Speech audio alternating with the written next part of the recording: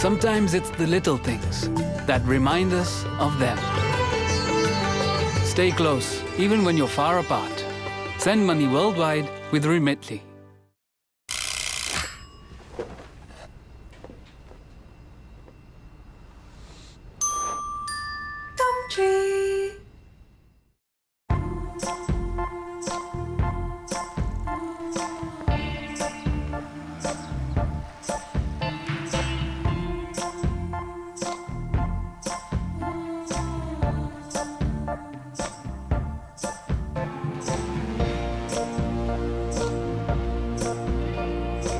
A traditional funeral isn't for everyone. That's why we also offer simple, direct cremations. However you choose to say goodbye, we help you own it.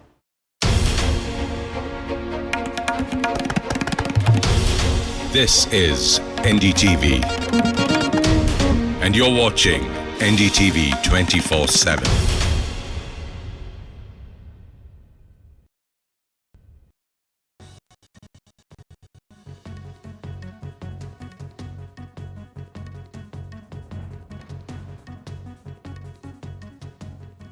Hello and welcome to this Wednesday edition of the World Report. I'm Arjun, Samar, Mahendran, and here's what's making headlines around the world. The US government shutdown has officially taken effect, viewers, the first since 2019 to be precise, and under US President Donald Trump's second term. Now, this comes after US senators have failed to pass a last-minute bill to in fact avert a government shutdown, all but guaranteeing funding will be cut off at midnight. Now, a shutdown brings some but not all US government services to a temporary halt. Services deemed non-essential, which include food assistance programs, federally funded preschools, the issuing of student loans, food inspections, and even operations at national parks, will be shut. Meanwhile, we get you this war of words between Democrats and President Donald Trump, followed by a report by my colleague Kate Fisher from Washington, D.C. Republicans are plunging America into a shutdown, rejecting bipartisan talks, pushing a partisan bill, and risking America's health care, worst of all. Well, the Democrats want to shut it down, so when you shut it down, you have to do layoffs. So we'd be laying off a lot of people that are going to be very affected, and the Democrats, they're going to be Democrats. Trump doesn't care about how this shutdown is going to hurt real, average Americans across the country. He doesn't care about the Republican healthcare crisis. He clearly thinks this is all a game. As you know, this country, no country can afford to pay for illegal immigration health care for everybody that comes into the country. That's what they're insisting. And obviously, I have an obligation to not accept that. That would affect everybody. Shutting down the government means hundreds of thousands of government workers are set to be furloughed, that is, sent home without pay, only to be back paid once the government reopens. But US President Trump has threatened to make permanent cuts to the federal workforce, saying of the Democrats that his administration could do irreversible things during a shutdown, quote, like cutting vast numbers of people out, cutting things that they like, cutting programs that they like. Now, two unions have already sued the Trump administration over its plans to fire federal workers. And Democrats have brushed off the ultimatum, accusing Republicans of lying about what they are seeking from this legislation. Democrats say they want the bill to include provisions to roll back healthcare cuts that Republicans made over the summer, as well as to extend Obamacare subsidies. But Republicans say those issues can be dealt with after the government has been funded again. Some of the most visible effects of a shutdown will be closures at museums and monuments, and federal workers will see their paychecks stop for the duration of a shutdown, even if they have to stay on the job. And that's workers like active duty troops, air traffic controllers and federal law enforcement officers. The Postal Service, which is self-funded, and Social Security and Medicare benefits, which are considered mandatory spending, should keep on going. Now, who the public sees as being at fault for causing a shutdown could bring pressure to bear on these lawmakers. A recent poll suggests that Republicans would get a larger share of blame for a government shutdown than their Democratic counterparts. That's according to an NPR PBS News Marist research that was released on Tuesday. Kate Fisher, NDTV, Washington. Shift our focus to Central Asia in Afghanistan, where the country has been plunged into near total digital darkness. Now, this comes as the Taliban regime has enforced a sweeping internet blackout, essentially cutting off both wired and also mobile services across the country. Now, what began as regional restrictions last month has now escalated into a full-blown nationwide showdown, if we can say so, leaving millions without access to essential online services. Now, the Taliban claim that the move is aimed at curbing vice and preventing what they described as immoral activities. However, viewers, the blackout is severely disrupting daily life, crippling businesses and cutting off vital communication channels. Foreign workers in the United Kingdom will need to wait 10 years instead of the present 5 to qualify for permanent residency, and migrants will need to pass a series of new tests to prove their ability to be a good citizen. The Labour government has announced. Home Secretary Shabana Mahmood has said that people will have to earn the right to claim indefinite leave to remain in the country, which would then allow in turn them the ability to work in the UK and route to a citizenship.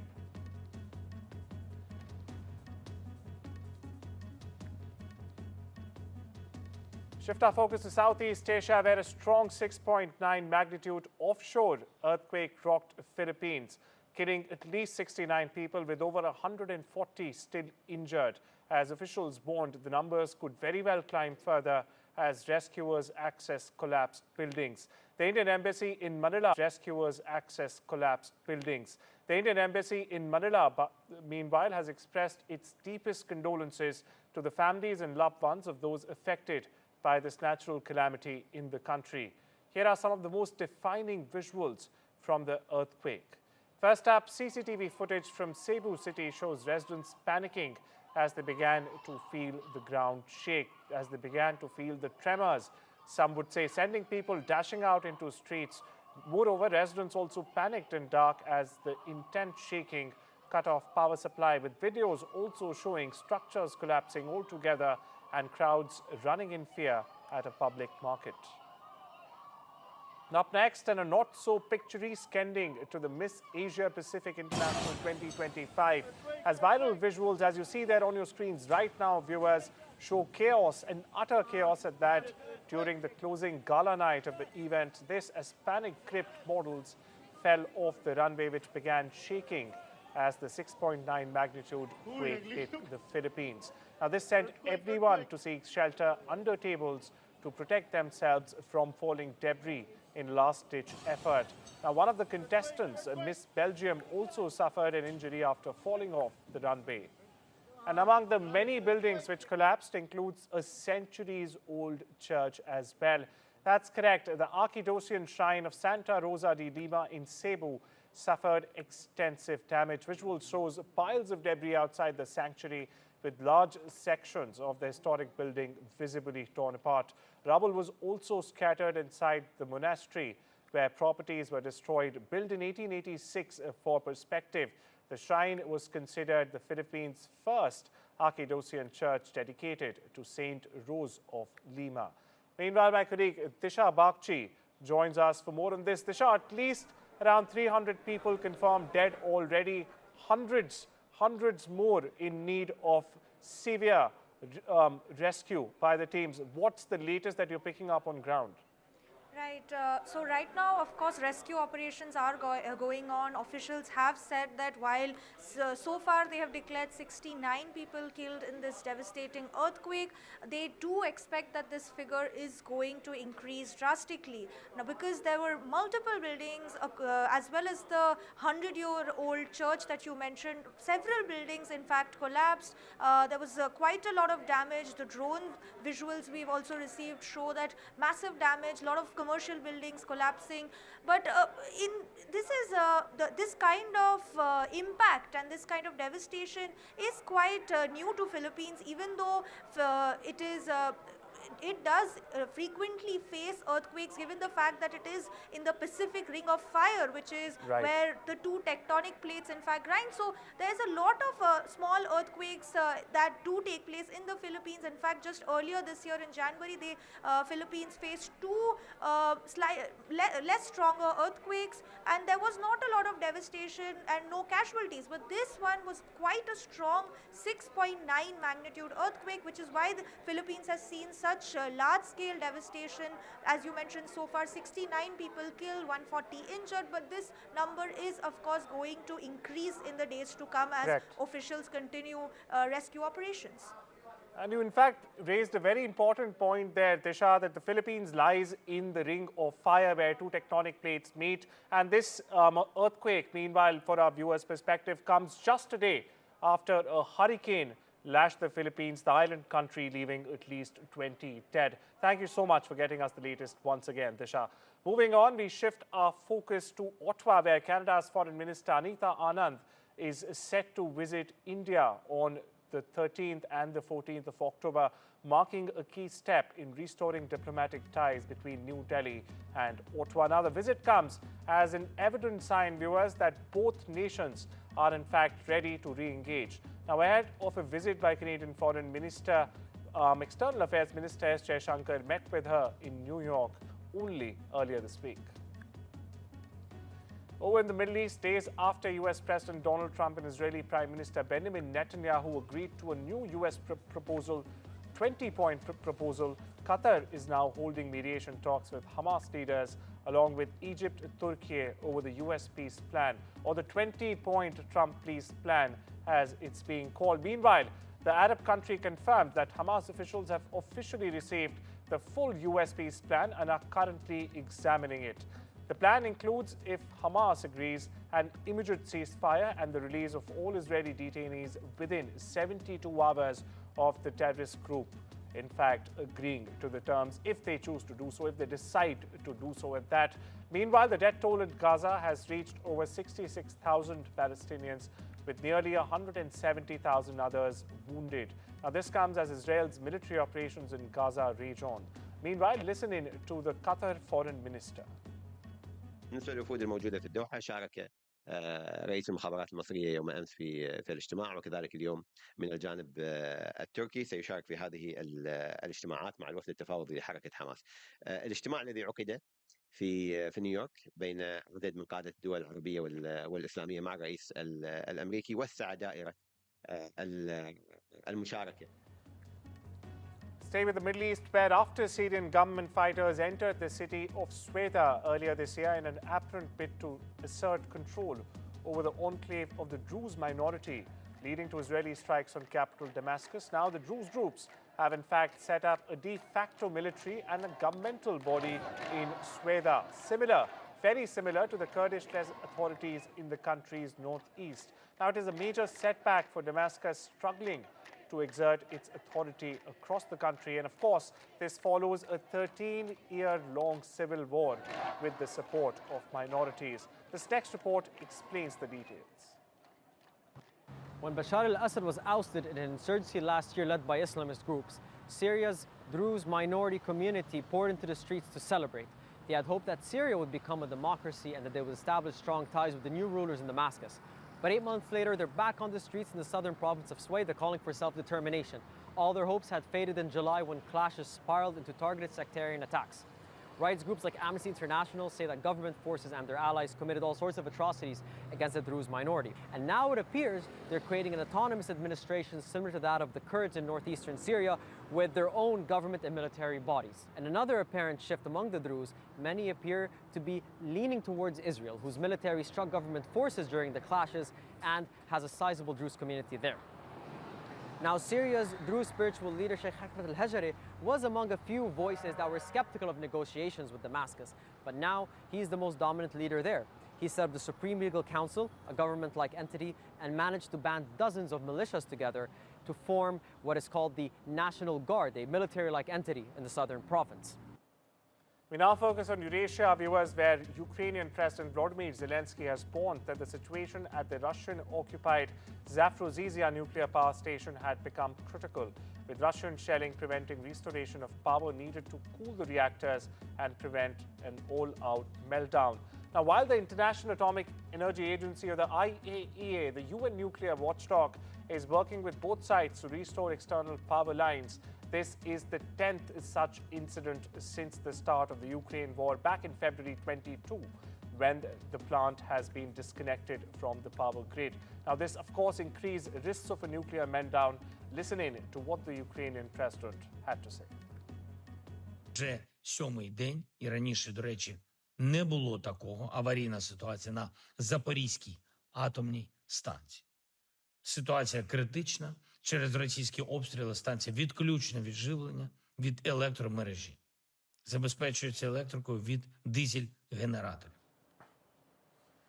Over to the land down under, where Australia's Prime Minister Anthony Albanese called on China to import Australian iron ore without hindrance.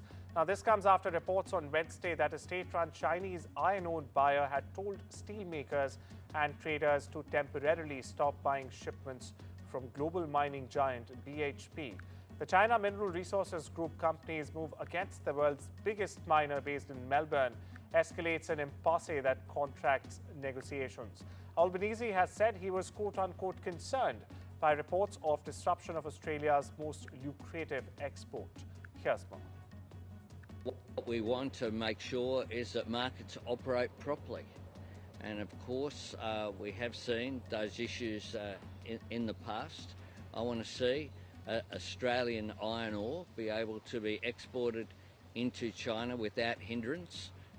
That is important. It makes a major contribution to China's economy, but also to Australia's. Would that be disappointing considering your recent trip to China? Well, these measures are always disappointing, but let's hope certainly that they are very much short-term. Dozens of young demonstrators took to the streets of Madagascar's capital, calling for President Andry Rajoelina to step down. Meanwhile, President Rajoelina fired the Prime Minister and the rest of his cabinet along with him on Monday in response to days of deadly Gen Z-led protests which began, in fact, over the failure of electricity and water supply. Essential needs at that. The protesters further had called for the resignation of both Christian Natse and President Rajoelina, but the president gave no indication that he would in fact step down. Shift our focus eastwards now, where China celebrated its 76th National Day today with a grand flag-raising ceremony in the Tiananmen Square at a high-level reception at the Great Hall of People in Beijing. Ahead of a countrywide celebration, Chinese President Xi Jinping issued a sharp warning, or a stark warning, over the issue of Taiwan, essentially saying Beijing must firmly oppose, and I quote him here, external interference and safeguard its territorial integrity. Meanwhile, US Secretary of State Marco Rubio extended congratulations, reinstating a once-broken tradition to mark the occasion before October 1 arrives in the United States. Meanwhile, the Shenzhou 20 crew sent videos greeting from space. Over in the US, a federal judge has ruled that Trump administration violated the Constitution when it targeted non-US citizens for deportation solely on supporting Palestinians and criticizing Israel. That's a scathing ruling, directly and sharply criticizing President Donald Trump and his policies as serious threats to free speech. US District Judge William Young in Boston agreed with several university associations that the policy they described as ideological deportation violates the First Amendment as well as the Administrative Procedures Act. It's a law governing how federal agencies, in fact, develop and issue regulations. Here's more. Young held in this decision that the secretaries of state and Homeland Security intentionally and in concert engaged in a campaign of intimidation, a campaign that involved arresting, detaining, and deporting individuals like Mahmoud Halil, Rumeysa Ozturk, and Mohsen Madawi in order to chill pro-Palestinian speech and speech that is critical of Israel. Well, with that, it's time we step into a short break. Much more lined up on the other side. And of course, don't you go anywhere.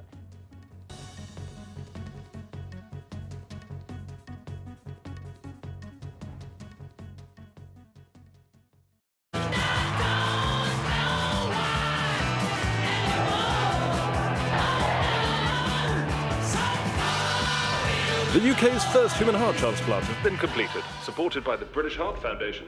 We were a noisy generation, but it might be something quiet we do that becomes our greatest legacy. Leave a gift in your will to the British Heart Foundation and fund groundbreaking research that could help save millions of lives.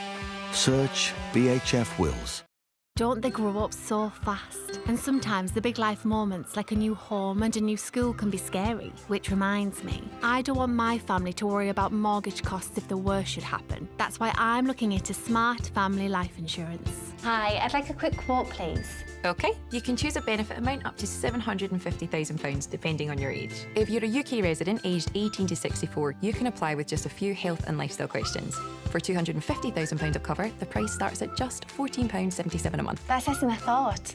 I could help my husband with the mortgage. Just like families, not all life insurance is the same. That's why we offer the Smart Family Guarantee. That's good to know. For even greater peace of mind, you'll also receive a 100% advance in the event of terminal illness and 10% cash back on your first year's premiums. That's the Smart Cashback. Plus, you'll also get your choice of a £125 gift card. To get a free quote today, call our specialist UK team on 0800 542 1775 or visit smartinsurance.co.uk. Tina's smart. She uses Wise to send and spend money overseas. Tina's gone. Whether she's sending money overseas or paying with the Wise travel card abroad, she could save up to 70% compared to using major banks. Join Tina and 14 million people worldwide who found a smart way to send and spend money overseas. Be smart. Get Wise. Since I retired, I've finally got time for the important stuff, like helping my family manage financially if anything happens to me. Which reminds me.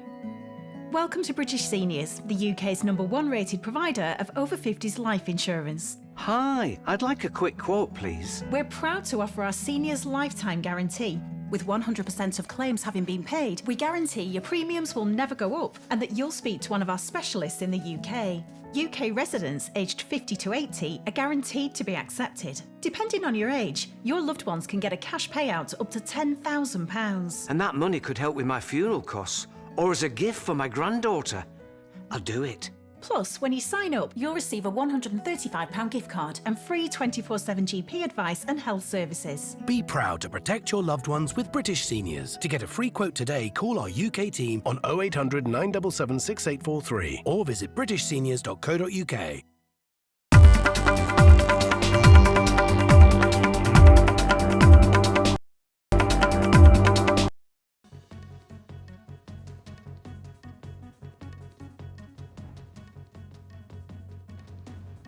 Welcome back, viewers. You're watching the Wednesday edition of the World Report. I'm Arjun, Samar and Mahendran, and we take you to the world of business, where Apple says it did nothing wrong in choosing to partner with OpenAI rather than Elon Musk's XAI when it added generative artificial intelligence to its iPhone operating systems.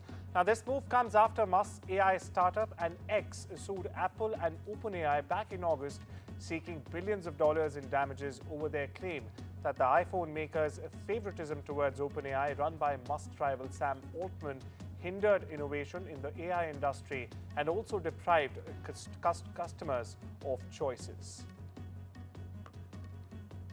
The World of Sports team India began their ICC Women's World Cup 2025 journey with a strong performance, defeating Sri Lanka by 59 runs under the DLS method, or the Duckworth-Lewis method, in a rain-shortened opening match on Tuesday. Now, the game was reduced to 47 overs per side due to intermittent showers, adding much pressure to both the teams.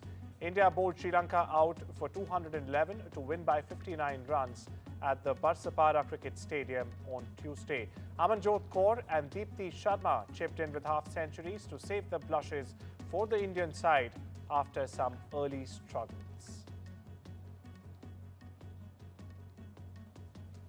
Team India has raised strong objections at the Asian Cricket Council meeting on Tuesday and also grilled the ACC chief and Pakistan cricket chairman Mohsin Naqvi for his part in the Asia Cup Trophy fiasco during the post-match presentation after the final. The visuals are on your screen, viewers. Now, India refused to accept the trophy from Naqvi, and he in turn responded by taking it to his custody.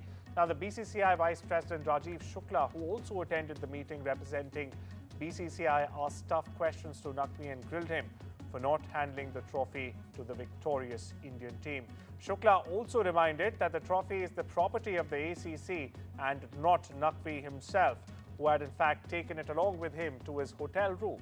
The BCCI Vice President further added that the trophy needs to be handed to India in a proper manner and that the ACC better look into the matter immediately. My colleague Rika gets you more. There was an ACC or the Asian Cricket Council meeting this afternoon. It was attended by Rajiv Shukla, the Vice President of BCCI, and Ashish Shelar, the former Treasurer of BCCI, both of whom are members on the board of ACC. They lodged a very strong protest because the cup still lies in Mr. Naqvi's custody. They asked for it to be kept at least in the ACC office and not with Mr. Naqvi. And they said if he doesn't keep it in the ACC office, then matters would be escalated to ICC. On the other hand, Mr. Naqvi, who's now playing the battle beyond 22 yards, said that he felt like a cartoon, quote unquote, and felt embarrassed standing there for 45 minutes when there was no communication. The Indian camp is doubling down on him, saying that he cannot take the trophy away. Even though Indian team didn't collect it, it should have been kept in the ACC headquarters and not in Mr. Naqvi's hotel. So there is a lot of back and forth going on. Midway through the meeting, Ashish Shelar, who joined online, both the members of BCCI joined online. Ashish Shelar logged out because he was very angry at a protesting Mr. Naqvi, who says that he was belittled by India.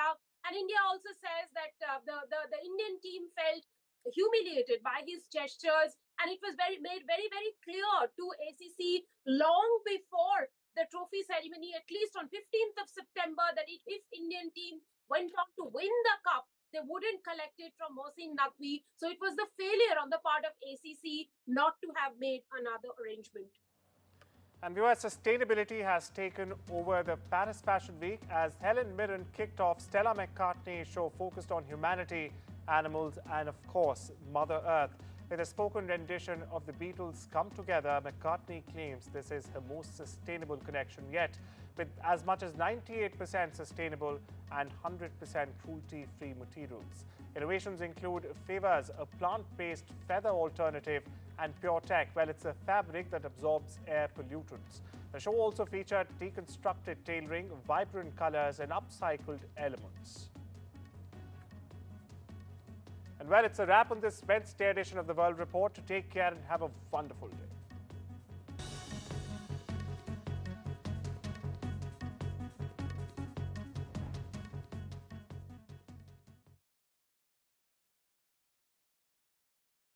No child should suffer the torture of trachoma, but so many are in pain right now. Nananga's lashes have turned inwards. They rip and tear away at his eyes.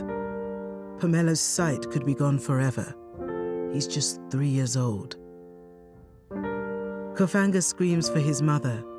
His eyes are so infected that he can't even see her.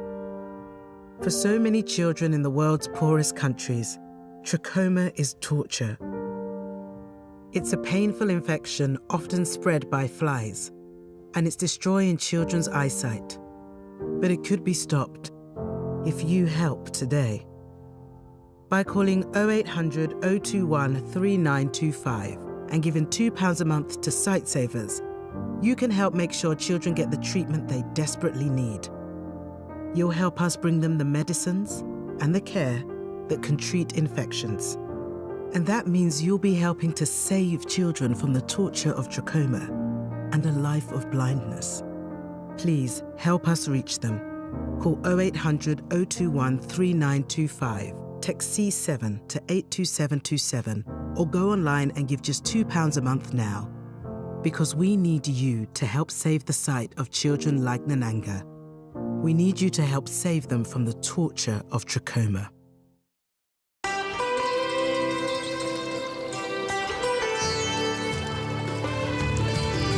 Sometimes it's the little things that remind us of them.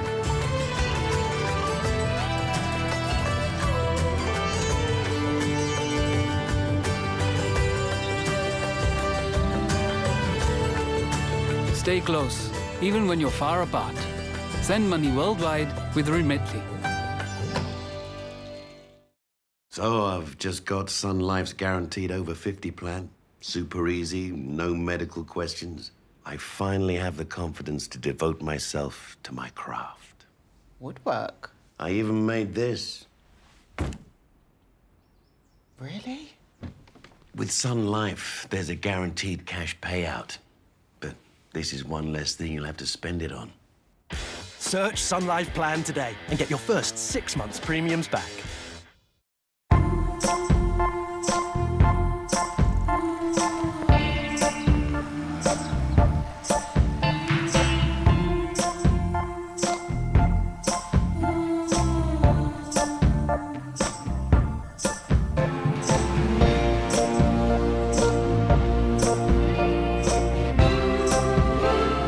We have a range of funeral plans with up to £250 off. However you choose to say goodbye, we help you own it.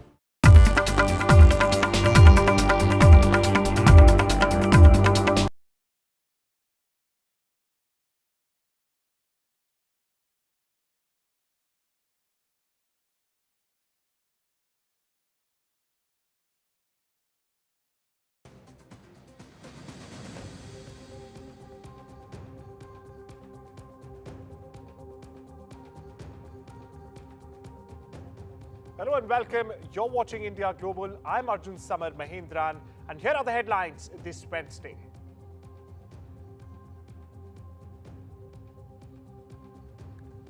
US government shutdown begins after Senate fails to pass funding bill amid partisan deadlock.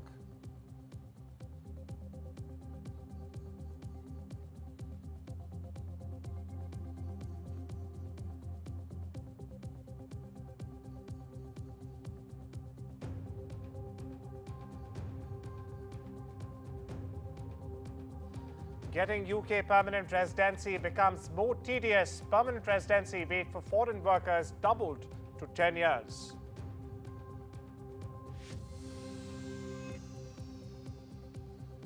Canadian Foreign Minister Anita Anand meets External Affairs Minister Jaishankar in New York, set to visit New Delhi on October 13th and 14th. Awami League holds protests in Geneva against Yunus government in Bangladesh, accuses interim leader of fueling extremism.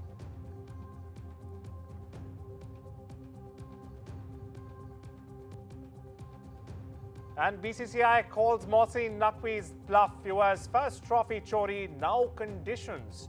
BCCI makes it clear it's our trophy and we'll take it on our terms.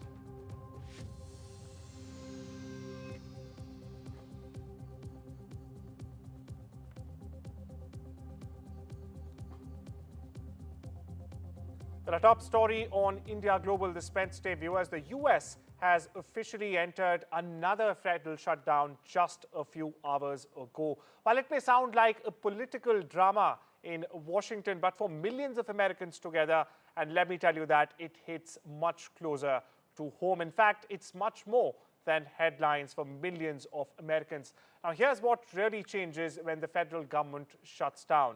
Even with a shutdown, airports stay open, but at a cost. TSA agents and air traffic controllers are considered essential, so they keep working without pay. Now, that can lead to staffing shortages and even delays, especially if workers start calling out sick. Now, next up, those planning international travel should expect delays. Passport offices remain open, but reduced staffing can very well slow down processing times. With fewer hands on deck, routine renewals could take weeks longer. Some parks shut their gates, while others might stay open, but they will be understaffed. Now, that means no rangers, no services, and ever-growing concerns over safety, trash, and even vandalism at these iconic national sites. But that's not all. Federal employees, including active duty military personnel, will not get paid until the shutdown effectively ends or winds up, so to say. Now, their work continues, but the paychecks will stop. It's financial stress for not only families serving the countries, but also essential workers. Speaking of essentials, food programs like SNAP and WIC could be in huge trouble if the shutdown, in fact, drags on. While benefits might be able to continue short term, funding could dry up really fast, especially for WIC or WIC, which supports mothers and infants. Now, one thing that would not change are America's mails. That corrects. The Postal Service runs independently and will not be affected by the shutdown. Meanwhile, deliveries, stamps, and even postal office will all stay open.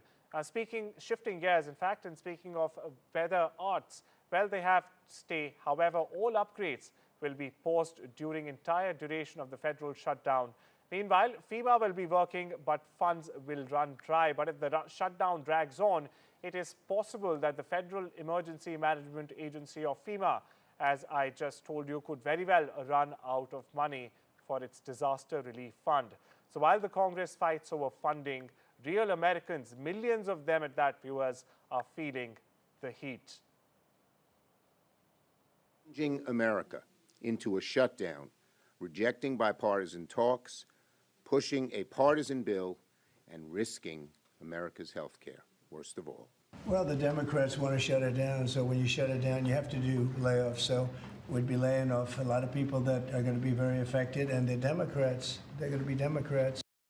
Trump doesn't care about how this shutdown is going to hurt real, average Americans across the country. He doesn't care about the Republican healthcare crisis. He clearly thinks this is all a game. As you know, no country can afford to pay for illegal immigration health care for everybody that comes into the country, and that's what they're insisting. And obviously, I have an obligation to not accept that. That would affect everybody.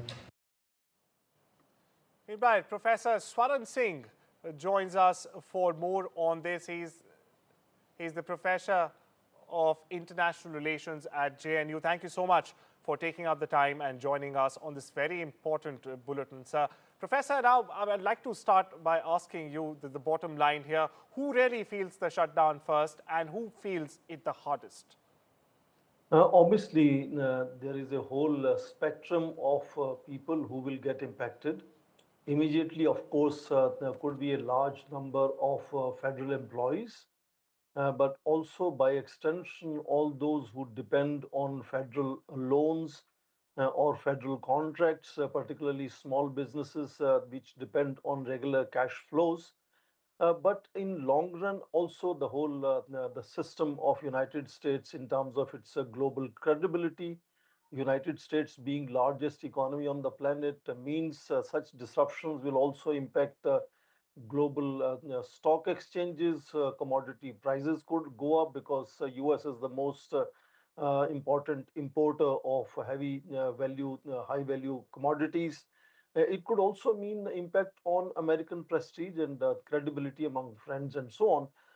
And what makes it particularly intriguing is that this time, though there have been several shutdowns or one-day gaps between funding, this time we have been hearing President Trump from the very beginning trying to cut down the size of bureaucracy.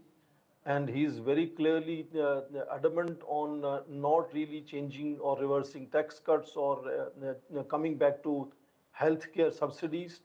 So I'd like to come in there, Professor Singh. You very interestingly, sir, mentioned credibility. I have a question around this. Is this crisis all about budget, or is it also about politics? And how long can essential workers go on without being paid? I was exactly coming to that this is not a simple contestation on budget in terms of numbers. It's a clear policy divide that is making it more difficult to bridge the gap between two sides.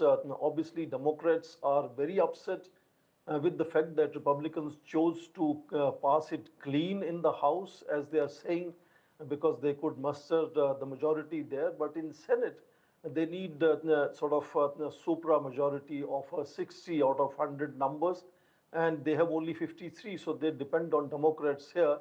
And that is where Democrats are now insisting that for each vote they need concessions. And what we are reading in media is that they are asking for concession of healthcare subsidies up to $1 trillion, which may not be easily acceptable to Republicans. So I am assuming that the shutdown is not going to end very soon. It could go up to a week, even worst case fortnight.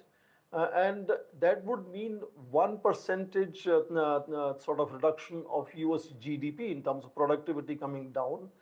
And that is what makes it really much more serious and complex with global implications. It will impact their visas, embassy operations, international negotiations. We are doing India-United States trade negotiations. It could even go as far